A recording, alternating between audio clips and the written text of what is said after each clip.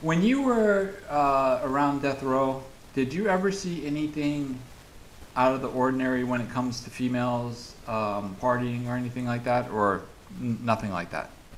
Oh, well, I'll be a liar if I say I didn't see girls drunk. I think I told a story before on the live stream where Tupac and Suge was in his office, and where this one young lady was so drunk or intoxicated, where she was foaming at the mouth, and we had to get her out of there and get her, get her up and her friend and get them in the car and get them away. So it's usually around from alcohol is what I believe it was. I don't believe that Suge and Tupac or anybody around there were giving girls no E pills. E pills in 95, 96 were not as accessible and not as known as they became in 98, 99. The most of the people were doing back then were usually doing rock cocaine, which nobody wanted to be around you. Sherm, you stink like a motherfucker. Weed wasn't as potent as it is today, but it was generally the nice bottles of champagne that Suge and Pac would do, meaning the Dom Perrier, or mainly their drink was Cristal. Suge was on probation, getting tested, and so the most he would do was a nice bottle of champagne or wine and a cigar. That's why he got big on the cigars. And of course, we all know Pac smoked a lot of cigarettes, and and he smoked a lot of weed. But that was their drug of choice. So all of that mixing drinks and E pills and stuff that became later came on. All of that, sex pills that came on later when Suge was in custody and Pac was no longer with us for the most part. And so, yeah, girls have got a little bit intoxicated. Uh, and stuff like that. And so that would be the weirdest thing, if you want to call that weird, that I saw around there. But they wasn't one for all of that crazy, because they had so many different women that were coming at them. So they didn't have to do all of that weird stuff. And we definitely didn't have. I know a lot of y'all want to talk about Danny Boy. I don't even believe Danny Boy was, I don't know what he was fighting inside, but he wasn't even out or doing gay things at that age because he was only 17 years of age during that time, and he had his wife and his daughter out there living with him, and so. I know all the Danny Boy jokes come out, but I don't think Danny started experiencing with that until his second time around Death Row in mid 2000s or something like that. Don't know, can't speak on it. Not my business. I don't care. I still love Danny Boy. Uh, but other than that, we had employees that were gay and stuff like that. But they wasn't hanging out with us, going on no trips with us, hanging up at the studio and stuff like that. And so around Death Row, I don't recall any of that type of weird activities going on. Now your girls might have got fucked.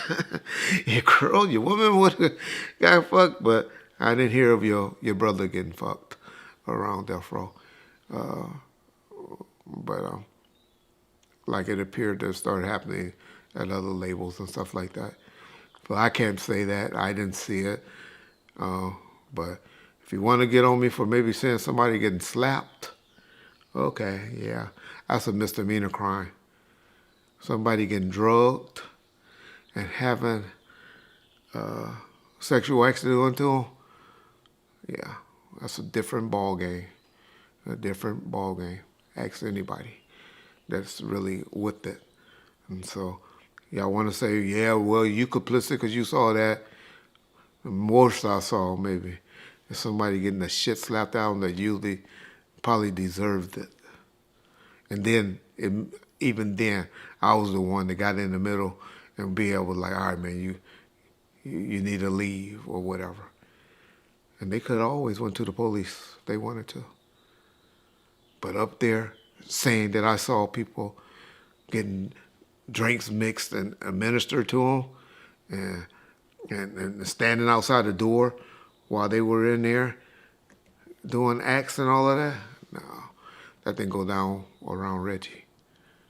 And I don't remember hearing too many allegations of anything like that happening, if any. Uh, you know, I have to say the one allegation I heard of, I done talked about it, and y'all heard about it. I said I won't speak on it no more, so I'm not. But other than that, I don't remember hearing of no allegations. And no parents had the option. They had lawyers. They elected to do what they wanted to do and to deal with it the way they dealt with it. So yeah, that would be all I'll say on that situation. Now, and one thing that I wanted to ask you, there is a guy named, let me get this right, Delray Richardson. Do you know who that is? Do you know who that is? Oh, yeah, I know Delray. Okay. Now, he had said that I don't know how he would come into this, but he said that he co-produced that song and that he actually wrote. Is that true? Tupac's probably rolling over in his grave hearing that, man. Delray got in it because he knows G, the guy that I did the track with, and then I think he put his vocals on it, probably registered it, one of those situations. Then his vocals got off of the stuff, but the beat was already made. And none of his lyrics would have you. He wasn't even around when Pac was around. I heard about the stuff that he has been doing. My cousin told me to speak on it. I said, what? The truth is the truth. Like, what am I going to do? It's cool. Yeah. You asked the question, so I guess more people are going to ask. But, you know, he's just the guy that came for the ride, you know. So that's all. He was there, and he knew the business aspect of it early. He wasn't even in the studio when Pac was there, bro. I'm the one that controlled that record. G and I did the music, you know. So Del Rey's just riding the wave, bro. That's all. Yeah, he's just riding the wave. I see what's going on now. I'm glad I'm still here to see it, man. It's sad to be honest, but you know, that's how some of us do it online now. They have the access now, so they can say, you know, they wrote for Jay-Z or some shit. Jay-Z is alive. That would be some bullshit, but you know, they wrote for what have you. It's crazy. Pac, there's some people that say they love Pac, they're his friend, this and that, some rappers or whatever. Pac hated him, hated their guts, so they're just wave riders, man. Keep it real is a thing of the past. Yeah. Yep. Yeah. Cloud chasing. Yeah. Absolutely. Yeah. And the reason I bring that up is because I know, you know, he started his channel or whatever, and I know that he used to say, you know, what we call it nowadays is called clickbaiting. You know what I'm saying? Say whatever you need to say so you can get them clicks on your channel. Yeah. Yeah. Yep. Yes. On my gram, you can see me and Pac, DJ Ace, my boy DJ Ace, and Ice-T. We behind the scenes at a TV show that Ice and Pac was doing. So, you know, I mean, the relationship, speaking of Del Rey, I'm saying, in a sense, like, that's my guy, Pac, you know, and the industry knows as well, so. It's people can do what he's doing, what have you. You know, it is what it is, man. I'm glad we're here to tell the truth. You know, some of us are still here with level heads to tell the truth.